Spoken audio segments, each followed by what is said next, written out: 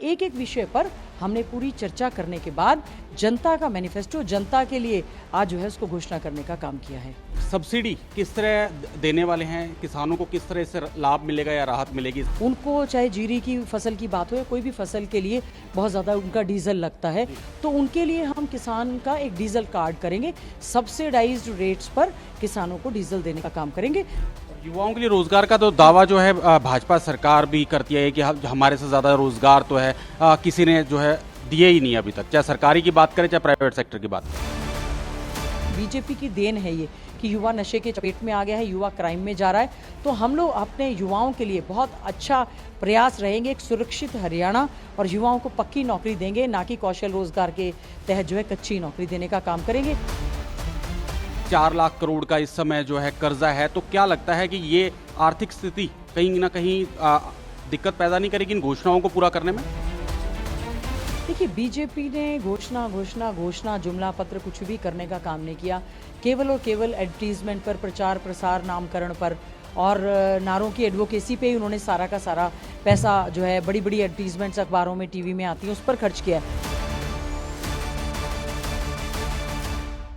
Haryana Congress party की ओर से अपना संकल्प पत्र जो है घोषणा पत्र आज जारी किया गया। क्या ये संकल्प पत्र है और किस तरह की इसमें घोषणाएं और किस आधार पर जो है ये घोषणा पत्र तैयार किया गया, उस चेयरपर्सन है हमारे साथ और कांग्रेस की वरिष्ठ नेत्री है गीता बुक्कल। मैम, लंबा चौड़ा संकल्प पत्र है आपका,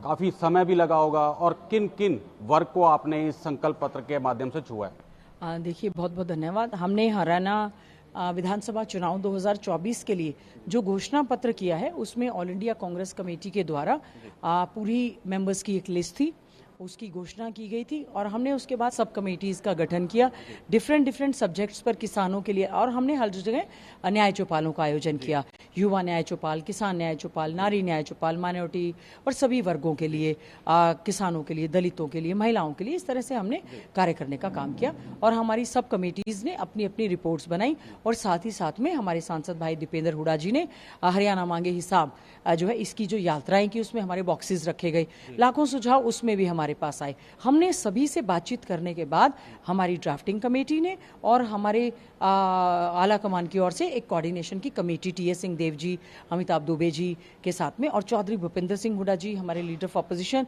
जो पूर्व में मुख्यमंत्री रहे हैं, हमारे पार्टी के अध्यक्ष, एक एक विषय पर हमने पूरी चर्चा करने के बाद जनता का मैनिफेस्टो जनता के लिए आज जो है उसको घोषणा करने का काम किया है। बिल्कुल मैम, 3 घोषणा करने से पहले मैं आपको क्लियर कर दूं, हमने हमारे राष्ट्रीय अध्यक्ष आदरणीय मल्लिकार्जुन खड़गे जी से भी वर्ड टू वर्ड उनसे पढ़ने के बाद, डिस्कस करने के बाद, फाइनेंशियल इम्प्लीकेशंस को देखने के बाद ही इसको जारी करने का काम किया है। जी बिल्कुल मैम, अगर बात करें हरियाणा की तो युवा,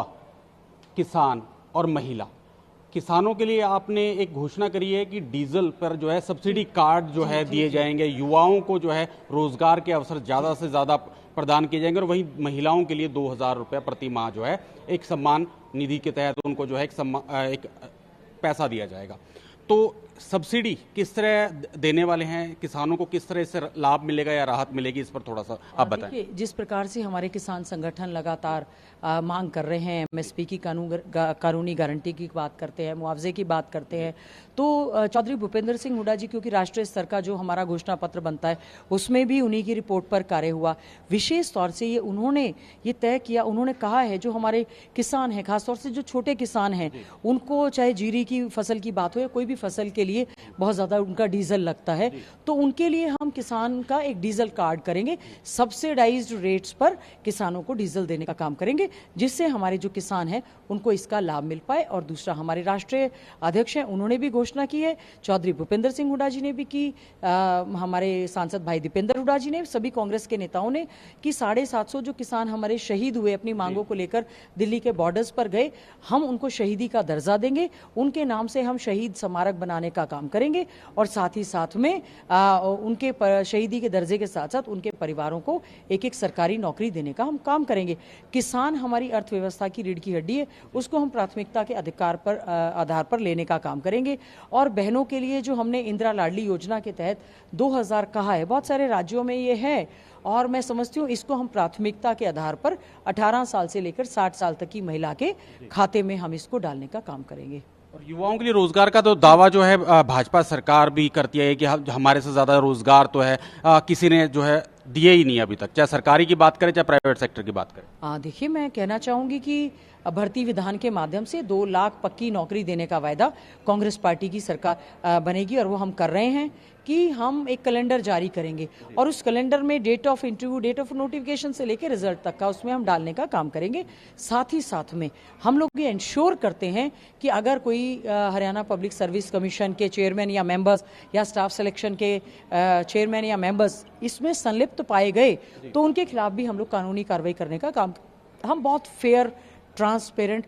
भर्ती हरियाणा के युवाओं के लिए करेंगे। बहुत ही दुर्भाग्य का विषय है कि आज हमारा युवा पढ़ा लिखा या तो अनएम्प्लॉयड है या वो अंडर एम्प्लॉयड है या वो डंकी के इलीगल के माध्यम से बाहर जा रहा है, जो कि चिंता का विषय। बीजेपी की देन है ये कि युवा नशे के चपेट में आ गया है, युवा क्राइम में जा रहा है। तो हम लोग अपने युवाओं के लिए बहुत अच्छा प्रयास रहेंगे, एक सुरक्षित हरियाणा और युवाओं को पक्की नौकरी देंगे, ना कि कौशल रोजगार के तहत जो है कच्ची नौकरी देने का काम करेंगे। और एक विशेष तौर से जो अग्निवीर की भर्ती जो कर रहे हैं, जो हमारा एक तो हमारी कांग्रेस की ये मांग है कि सेना की भर्ती पक्की की जाए और जो अग्निवीर हमारा रिटायर होकर आएगा उसको हम नौकरी में समायोजित करने का काम भी करेंगे। 4 लाख करोड़ का इस समय जो है कर्जा है, तो क्या लगता है कि ये आर्थिक स्थिति कहीं ना कहीं